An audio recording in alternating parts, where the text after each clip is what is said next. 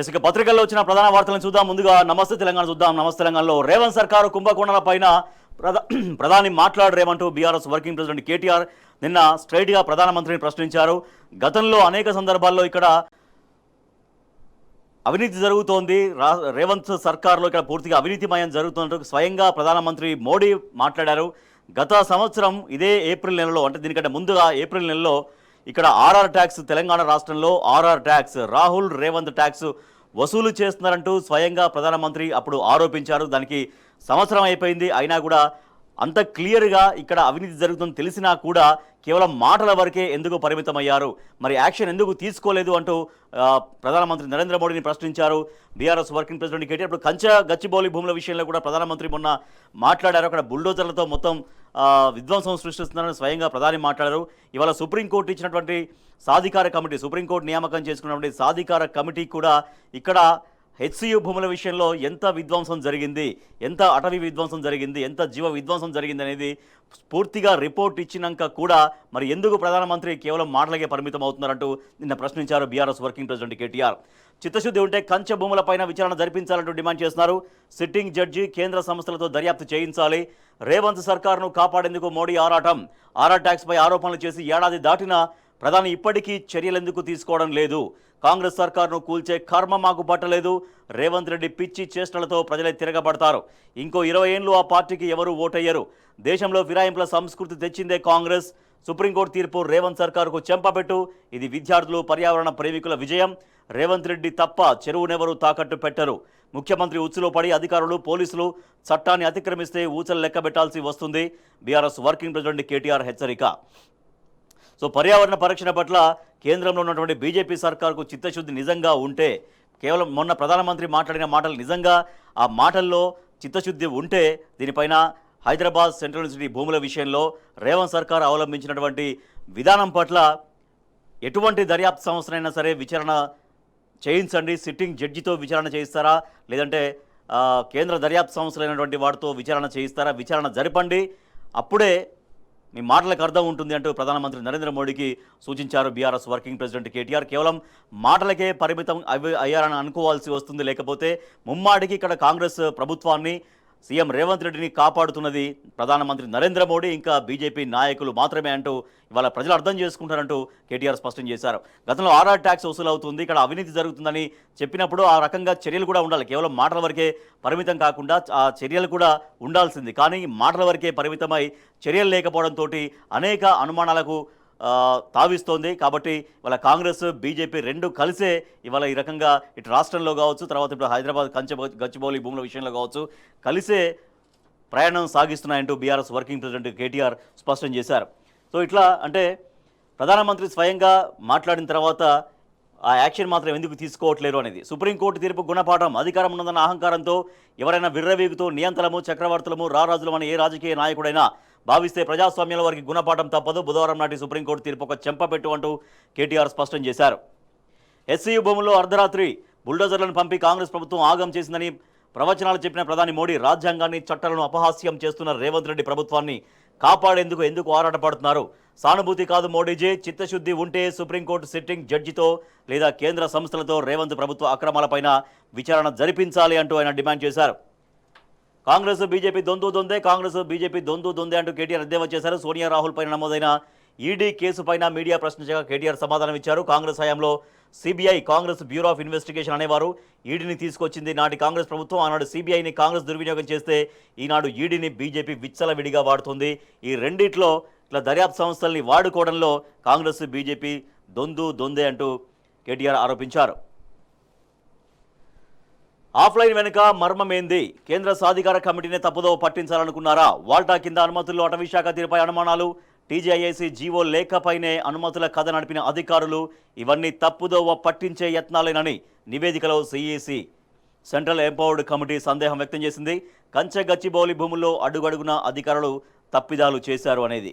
So CEC నివేదికల అనుమానాలకు బలాన్ని చేకూర్చేలా చేసినటువంటి వ్యాఖ్యలు కూడా మనం చూడొచ్చు. జీవో 23లో ఖచ్చితంగా ఆన్లైన్లో దరఖాస్తు చేయాలన్నటువంటి పారాగ్రాఫ్ మనం చూడొచ్చు. The applicant shall submit online certificate of ownership of tree, forest, produce proper to be filed from the concerned tahsildar the annexure 4 అనేది చూడొస్తున్నాం. అంటే ఇంత క్లియర్గా ఉన్నాయి, కానీ ఇటువంటి వాటిని పూర్తిగా ఉల్లంఘన జరిగింది. వ్యక్తి, సంస్థ, కంపెనీ ఎవరైనా పట్టా భూమిలో కానీ ప్రభుత్వ అసైన్డ్ లీజు భూముల్లో కానీ కొత్త ప్రాజెక్టును ప్రారంభించే ముందు చెట్లను తొలగించాలనుకుంటే ఖచ్చితంగా ఆన్లైన్లో యాజమాన్య ధృవీకరణతో పాటు ఫారం 13A ద్వారా పూర్తి వివరాలను సమర్పించి అనుమతి తీసుకోవాలి.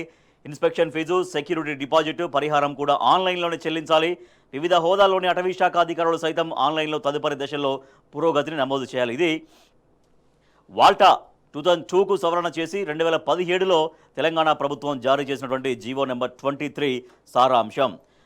అయితే టీజీఐఏసీ జోనల్ మేనేజర్ గత నెల 17న శేరిలింగంపల్లి తహసీల్దార్ ఇచ్చినటువంటి యాజమాన్య ధృవీకరణతో చెట్ల తొలగింపునకు గాను శంషాబాద్ ఫారెస్ట్ డివిజనల్ అధికారి ఎఫ్డీఓకి ఫారం 13Aని జత చేసి లేఖ రాశారు. దాని ఆధారంగా తదుపరి ప్రక్రియలు నిర్వహించి అనుమతులు తీసుకున్నాం. హెచ్సీలో చెట్ల నరికివేతకు ముందు తీసుకున్న అనుమతి ప్రక్రియపైన టీజేఏసీ అటవీ శాఖ అధికారులు కేంద్ర సాధికార కమిటీకి ఇచ్చినటువంటి వివరాల సారాంశం ఇది. సిఈసి నివేదికలోని 21వ పారాగ్రాఫ్లో ఉన్నటువంటి వివరాలు ఇవే. అంటే ఈ భూముల విషయంలో పూర్తిగా చట్టాలన్నీ ఉల్లంఘించబడ్డాయి.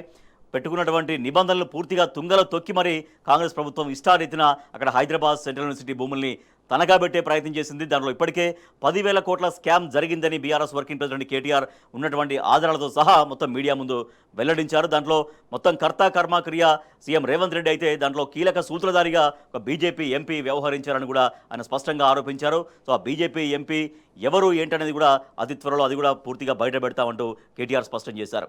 సో ఇట్లా హైదరాబాద్ కంచె గచ్చిబౌలి భూముల విషయంలో ఇవాళ ప్రధానమంత్రి నరేంద్ర మోడీ కూడా కేవలం మాటల వరకే పరిమితం కాకుండా సుప్రీంకోర్టు సిట్టింగ్ జడ్జితో లేదంటే ఏదైనా దర్యాప్తు సంస్థతో ఖచ్చితంగా విచారణ జరిపించాలి. ఇంత విధ్వంసం జరిగి ఇంత ఒక భూ స్కామ్ జరిగి 10,000 కోట్ల స్కామ్ జరిగిందని పూర్తిగా ఆధారాలతో సహా నిరూపించిన లేదంటే గతంలో ఇక్కడ తెలంగాణ రాష్ట్రంలో ఆర్ఆర్ ట్యాక్స్ పేరుతో అవినీతి జరుగుతుందని స్వయంగా ప్రధానమంత్రి నరేంద్ర మోడీ ఆరోపించినా కూడా చర్యలకు ఎందుకు ఉపక్రమించట్లేరు, చర్యలు ఎందుకు తీసుకోవట్లేరు, ఖచ్చితంగా చర్యలు తీసుకోవాల్సిందే అంటూ నిన్న బీఆర్ఎస్ వర్కింగ్ ప్రెసిడెంట్ కేటీఆర్ మరోసారి డిమాండ్ చేశారు ప్రధానమంత్రి నరేంద్ర మోడీని. మరొక వార్త చూస్తున్నాం. గ్రూప్ 1కు బ్రేక్, నియామకాలు నిలిపివేస్తూ హైకోర్టు ఆదేశం. విచారణ తేలే వరకు ప్రక్రియ ఆపండి, సర్టిఫికెట్ల పరిశీలన జరుపుకోవచ్చు. కంప్యూటర్ లాగ్ హిస్టరీ సమాచారం న్యాయస్థానానికి సమర్పించండి. మధ్యంతర ఉత్తర్వుల్లో హైకోర్టు ఆదేశం. తప్పు పిటిషనర్లదైనా ప్రభుత్వానిదైనా ధర్మాసనం ఉపేక్షించబోదంటూ హైకోర్టు వ్యాఖ్యానించింది. రాష్ట్రంలో గ్రూప్ 1 పోస్టుల నియామకాలకు బ్రేక్ పడింది. తాము ఆదేశించే వరకు అభ్యర్థులకు నియామక పత్రాలు ఇవ్వొద్దని హైకోర్టు మధ్యంతర ఉత్తర్వులు జారీ చేసింది. విచారణ పూర్తయ్యే వరకు గ్రూప్ 1కు ఎంపికైన అభ్యర్థులకు నియామక పత్రాలు ఇవ్వొద్దని పేర్కొంది. ఎంపికైన అభ్యర్థుల సర్టిఫికేట్ వెరిఫికేషన్ కొనసాగించేందుకు అనుమతినిచ్చింది. అభ్యర్థుల డేటా నమోదుకు సంబంధించినటువంటి కంప్యూటర్ లాగ్ హిస్టరీ సమర్పించాలని సర్వీస్ కమిషన్ను ఆదేశించింది. గ్రూప్ 1 పరీక్ష మూల్యాంకనంలో తప్పులు జరిగాయంటూ దీనిపై స్వతంత్ర న్యాయ విచారణ జరిపించాలంటూ పిటిషన్లు దాఖలు చేశారు. ఆ పిటిషన్లపైన హైకోర్టు నిన్న తీర్పునిచ్చింది. అభ్యర్థుల విజయం ఇది. హైకోర్టు ఆదేశాలు సర్కారుకు చెంపపెట్టు. గ్రూప్ 1 నియామకాల్లో అవకతవకలు, అభ్యర్థులు బీఆర్ఎస్ నాయకుల వాదనకు బలం చేకూర్చేలా కోర్టు ఆదేశాలున్నాయంటూ బీఆర్ఎస్ నేత రాకేష్ రెడ్డి రియాక్ట్ అయ్యారు. మళ్ళీ ఇంటర్వ్యూ. గ్రూప్ 1పై నిపుణుల కమిటీ సూచన. పోటీ పరీక్షల సిలబస్లో 10 నుంచి 15% మార్పులు జరిగే అవకాశం ఉంది. మళ్ళీ ఇంటర్వ్యూ పెట్టే అవకాశం అంటున్నట్టుగా ఈ వార్త మనం చూస్తున్నాం గ్రూప్ 1కు సంబంధించి. ఇసుక జూలై నుంచి మద్యం ధరల పెంపు. 2,000 కోట్ల అదనపు ఆదాయమే లక్ష్యంగా కసరత్తు. సీఎం జపాన్ నుంచి రాగానే నిర్ణయం. జూన్ 30న లిక్కర్ కంపెనీలతో ముగియనున్న ఒప్పందం. సో మద్యం ధరలు మళ్ళీ భారీగా పెంచేటువంటి యోచనలో ప్రభుత్వం ఉంది.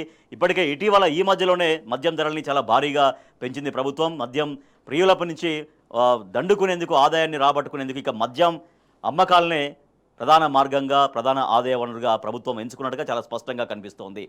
సో ఇతర రంగాలు అనేటువంటి అనేక రంగాలు, సో మనం ఇక్కడ పక్కనే వార్త కూడా చూడవచ్చు. రియల్ ఎస్టేట్ రంగం అనేది పూర్తిగా ఎంత కుదేలైపోయింది అనేది. ఇక్కడ స్టాంప్ రిజిస్ట్రేషన్ల శాఖకు ఆదాయం రాకపోవడంతో మొత్తం రాష్ట్ర ఆదాయానికి గండిపడుతున్న పరిస్థితి. సో ఇక రాష్ట్ర ప్రభుత్వం కేవలం మద్యం అమ్మకాలపైనే ఆశలు పెట్టుకున్నట్టుగా చాలా క్లియర్గా తెలుస్తోంది. ఇటీవలే ఈ మధ్య కాలంలోనే మద్యం ధరల్ని చాలా విపరీతంగా పెంచేసినటువంటి ప్రభుత్వం మళ్ళీ జూలై నుంచి మద్యం ధరల పెంపు కోసం ఆల్రెడీ కసరత్తు జరిగింది.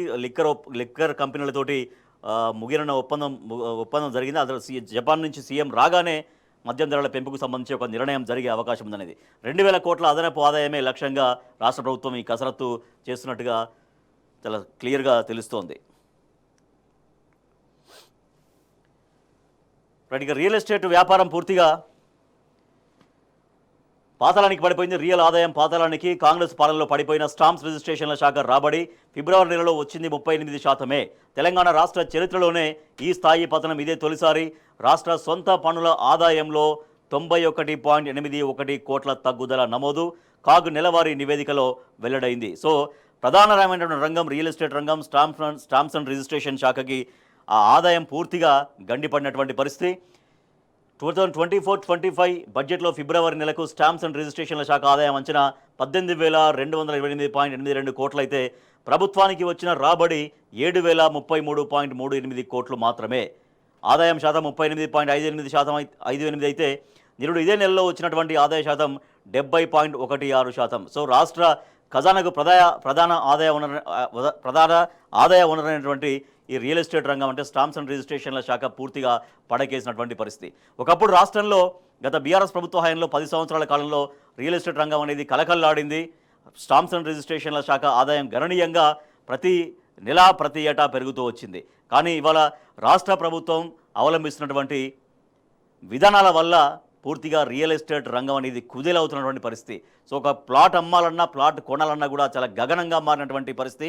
సో దానిపైన ఆధారపడినటువంటి ఏజెంట్స్ కావచ్చు వాళ్ళందరూ చాలా తీవ్రంగా ఇబ్బందులు పడుతున్నటువంటి పరిస్థితి. సో ఇట్లా రియల్ ఎస్టేట్ రంగాన్ని బాగు చేసి దాని ద్వారా వచ్చేటువంటి ఆదాయాన్ని పెంచే ప్రయత్నం అనేది ప్రభుత్వం దగ్గర నుంచి ఎంత మాత్రం జరగకపోవడంతో రియల్ ఎస్టేట్ ద్వారా వచ్చేటువంటి ఆదాయం క్రమక్రమంగా ప్రతి నెల మరింతగా క్షీణించుకుంటూ వెళ్తున్నటువంటి ఆందోళనకరమైనటువంటి పరిస్థితి.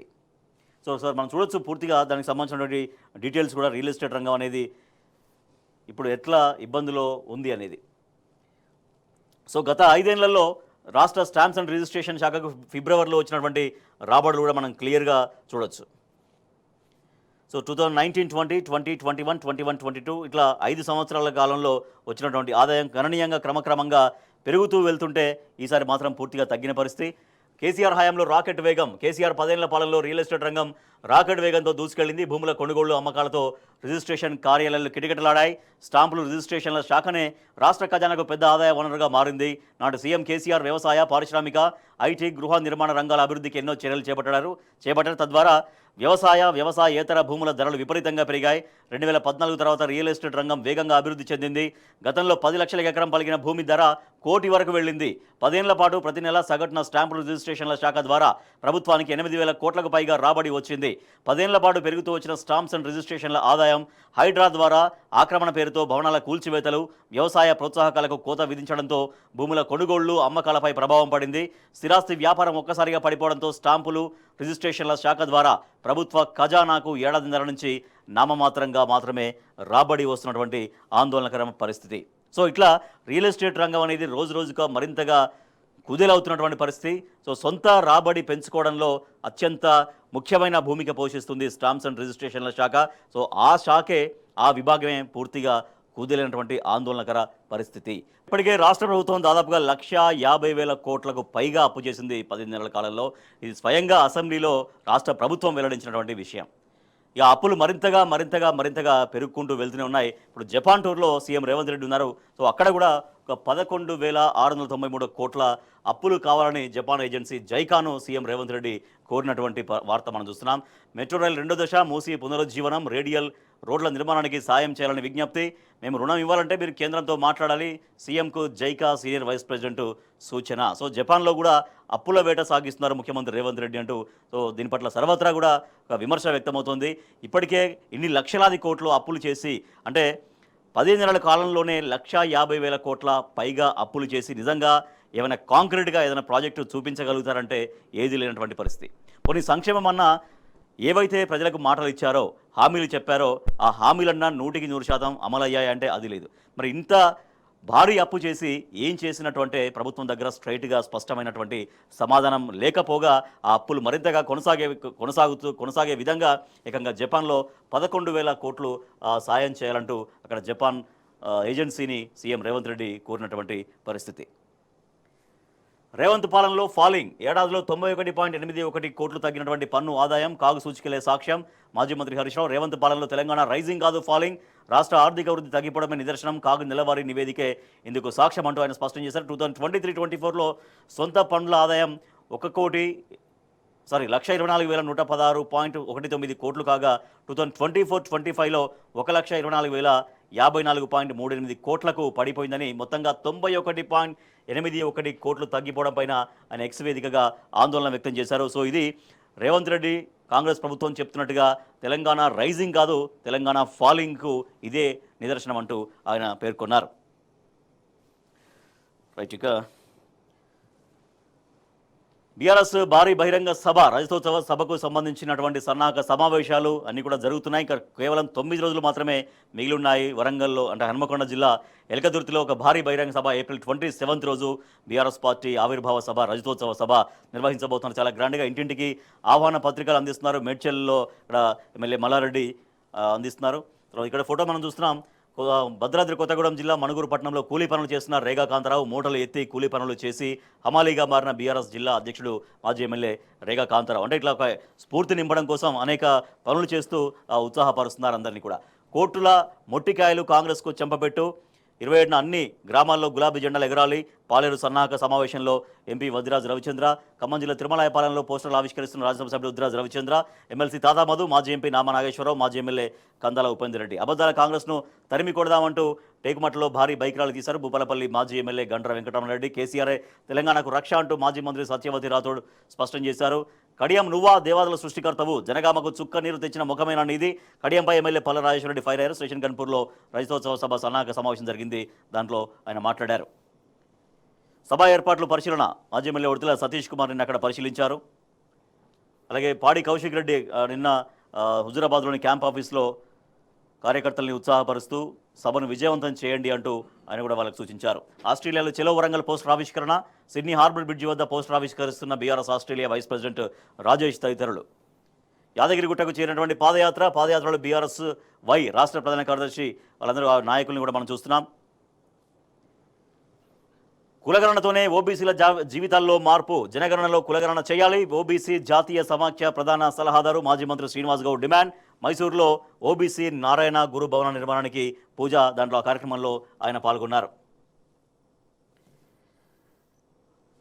రైట్,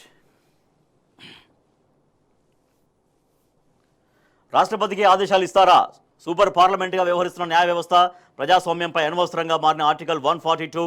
జడ్జి ఇంట్లో నోట్ల కట్టలు దొరికితే ఇప్పటికీ ఎఫ్ఐఆర్ నమోదు కాలేదు. పారదర్శకత, జవాబుదారీతనం తప్పక ఉండాల్సిందే. న్యాయ వ్యవస్థపైన ఉపరాష్ట్రపతి ధన్ఖడ్ తీవ్ర వ్యాఖ్యలు చేశారు. న్యాయ వ్యవస్థ తన పరిధులు దాటి జవాబుదారీతనం లేని సూపర్ పార్లమెంటుగా పనిచేస్తుందంటూ ఉపరాష్ట్రపతి జగదీప్ ధన్ఖడ్ తీవ్ర స్థాయిలో మండిపడ్డారు. అసెంబ్లీ ఆమోదించిన బిల్లులను నిర్ణీత గడువులోగా ఆమోదించాలంటూ రాష్ట్రపతి గవర్నర్కు సుప్రీంకోర్టు ఇటీవల ఆదేశాలు జారీ చేసిన నేపథ్యంలో ఉపరాష్ట్రపతి ఈ వ్యాఖ్యలు చేసినటువంటి వ్యాఖ్యలు ప్రాధాన్యం సంతరించుకున్నాయి. సో న్యాయ వ్యవస్థ తన పరిధిని దాటి ఏకంగా రాష్ట్రపతినే ఆదేశించేలాగా ఒక సూపర్ పవర్ లాగా పనిచేస్తుందంటూ ఆయన తీవ్రంగా అభ్యంతరం వ్యక్తం చేశారు. న్యాయ వ్యవస్థ పరిధి దాటి వ్యవహరిస్తుందంటూ ఆయన చేసినటువంటి వ్యాఖ్యలు ఇప్పుడు చర్చనీయాంశంగా మారాయి.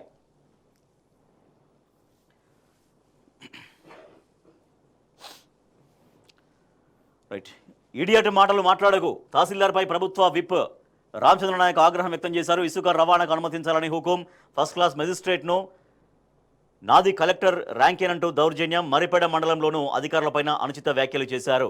సో ఇట్లా ప్రజాప్రతినిధులు, కాంగ్రెస్ ప్రజాప్రతినిధులు అధికారులపైన చాలా ఇష్టారీతంగా మాట్లాడుతున్నారు.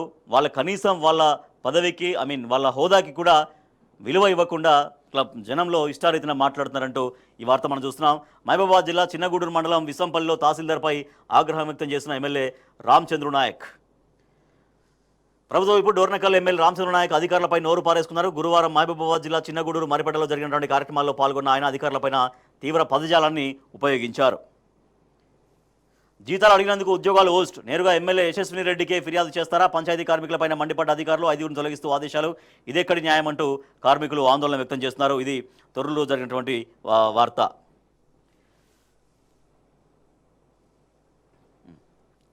పెద్ద చెరువు ఫెన్సింగ్ను అడ్డుకున్న రైతులు, ఫార్మా పేరిట ఉపాధిని దెబ్బతీయొద్దు, పోలీసులతో గ్రామస్తుల వాగ్వాదం, చెరువుల్ని సంరక్షించాలని డిమాండ్. అధికారులు పోలీసులతో వాగ్వాదం దిగినటువంటి రైతులు, మత్స్యకారులు యాచారం మండలంలోని కుర్మిద్దా పెద్ద చెరువు ఫెన్సింగ్ పనులు ఆ గ్రామ రైతులు, మత్స్యకారులు అడ్డుకున్నారు. ఎస్, తల్లిగా ఎంతో గర్విస్తున్న తన కుమారుడి గ్రాడ్యుయేషన్ పూర్తిపైన ఎమ్మెల్సీ కవిత సంతోషం. తన కుమారుడు ఆర్య గ్రాడ్యుయేషన్ని పూర్తి చేసిన సందర్భంగా ఎమ్మెల్సీ కవిత సంతోషం వ్యక్తం చేశారు. గచ్చిబౌలిలోని ఓక్రిడ్జ్ స్కూల్లో గురువారం నిర్వహించిన గ్రాడ్యుయేషన్ డేకు కవిత అనిల్ దంపతులు హాజరయ్యారు. తన కుమారుడితో కలిసి దిగిన ఫోటోల్ని సోషల్ మీడియాలో షేర్ చేసి తన ఆనందాన్ని పంచుకున్నారు ఎమ్మెల్సీ కవిత. రైట్గా మిగతా పత్రికల్లో వచ్చిన వార్తలు ఒకసారి చూస్తే, సాక్షి చూస్తే సాక్షిలో వక్ఫ్ ఆస్తుల్ని డీనోటిఫై చేయబోం, మే 5వ తేదీ దాకా సెంట్రల్ వక్ఫ్ బోర్డులు మండల్లో నియామకాలు చేపట్టబోమంటూ సుప్రీంకోర్టు చేసినటువంటి కామెంట్స్ చూడొచ్చు. అలాగే రాష్ట్రపతిని కోర్టులు ఆదేశించలేవు అంటూ ఉపరాష్ట్రపతి చేసినటువంటి కామెంట్స్ చూడొచ్చు. దిక్కుమాలిన సర్కారును పడగొట్టాం, 5 ఏళ్ల తర్వాత ప్రజలే తన్ని తరిమేస్తారు, రోడ్డు మీదకి వచ్చి నిలదీస్తారంటూ కేటీఆర్ పేర్కొన్నారు. ఇక Telangana టుడేలో Prabhu Kanche land scams, BRS accuses Congress of violating statutory, environmental and financial regulations. PM Narendra Modi commented on bulldozers at University of Hyderabad, but why are you not taking any action? KD Ramarao, BRS working president. So ప్రధానమంత్రి నరేంద్ర మోడీని నిన్న ప్రశ్నించినటువంటి వార్త ప్రధానంగా మనం చూడొచ్చు.